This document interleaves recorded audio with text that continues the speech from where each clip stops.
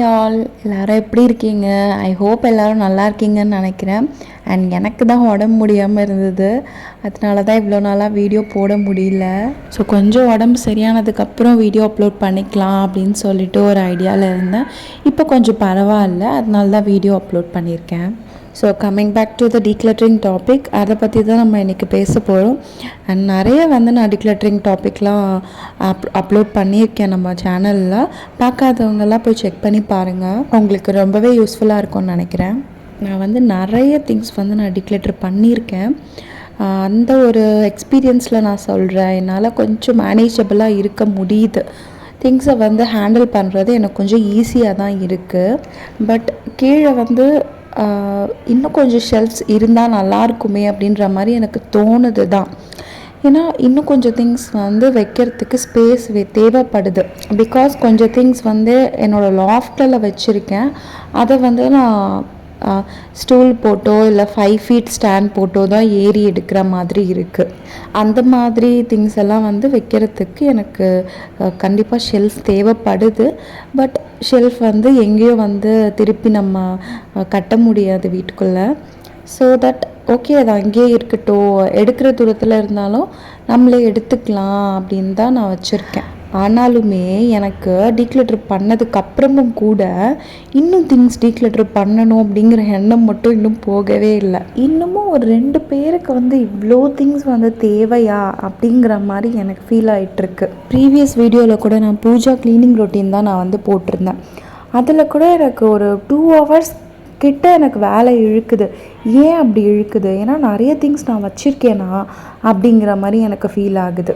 இன்னமும் நான் டிக்ளட்டரிங் பண்ணணும் அப்படிங்கிறதுக்கான சைன்ஸ் எனக்கு தெரியுது. எப்படின்னா என்னால் சில திங்ஸ் ஹேண்டில் பண்ண முடியல. இதை அப்படியே வச்சுட்டு போகிற மாதிரி இருக்குது. இல்லைனா ஒரே ஒரு ஐட்டமில் நிறைய வெரைட்டி இருக்குது. கொஞ்சம் பெருசு, கொஞ்சம் சின்னது, அதை விட கொஞ்சம் சின்னது, அந்த மாதிரி நெஸ்ட்டு டைப்பில் என்கிட்ட வெசல்ஸ் இருக்குது. ஏன்னா நிறைய திங்ஸ்க்கு நிறைய டப்பா தேவைப்படுது. நம்ம நிறைய வச்சுருக்கோம் அப்படிங்கிறதுக்கான சயின்ஸ் நிறைய டப்பா தேவைப்படும் போது தான் நமக்கு தெரியுது. திங்ஸ் இருக்கிறதுக்காகவே நம்ம என்ன பண்ணுறோன்னா டப்பாவை பர்ச்சேஸ் பண்ணுறோம். அது இம்பல்ஸ் பையிங், அது தேவை கிடையாது. ஏன்னா நம்ம திங்ஸ் குறைக்கணும் அப்படின்னு அர்த்தம். டப்பா தேவைப்படுறதுனாலே திங்ஸை குறைக்கணுன்றது தான் அர்த்தம். ஒரு பொருள் நம்மக்கிட்ட இருக்குன்றதுக்காக நம்ம போய் ஆர்கனைசர் வாங்கிடுறோம். அந்த பொருளை நம்ம யூஸ் பண்ணி முடிச்சிட்டோம் அப்படின்னா அந்த ஆர்கனைசர் வேஸ்ட்டு தானே. அப்போது 1க்கு 10 முறை யோசிங்க.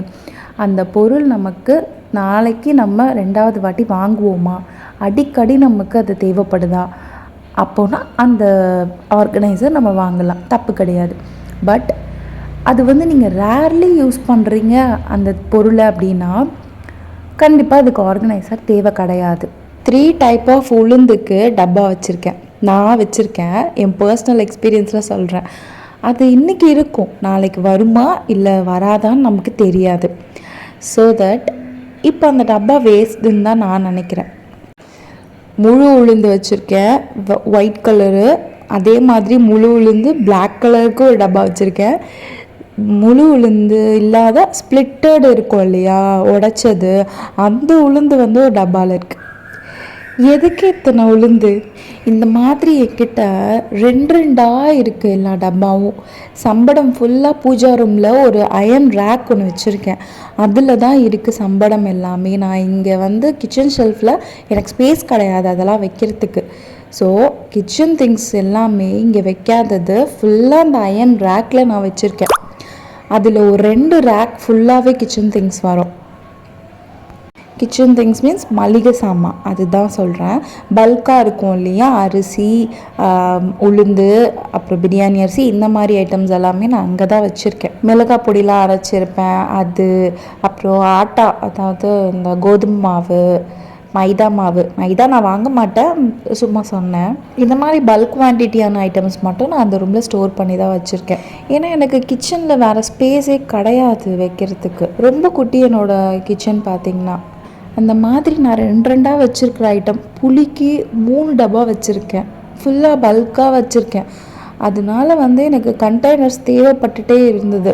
அளவுக்கு மீறி நான் வச்சுருக்கும் போது 2 ஆளுக்கு எதுக்கு 3 டப்பா புளி? ஸோ அது வீணாகாது, பட் தேவையில்லைன்னு தான் நான் நினைக்கிறேன். அப்பப்போ வாங்கிக்கலாமே, எதுக்கு பல்காக ஸ்டோர் பண்ணி வச்சு யூஸ் பண்ணணும்? ஒரு வேளை நம்ம அது இருக்கிறதையே மறந்துட்டோம் அப்படின்னா அது கண்டிப்பாக வீணாக தானே போகும். ஏன்னா டெய்லி யூஸ் பண்ணிகிட்டே இருக்கிற திங்ஸ் மட்டும் தான் நம்ம யூஸ் பண்ணுவோம்.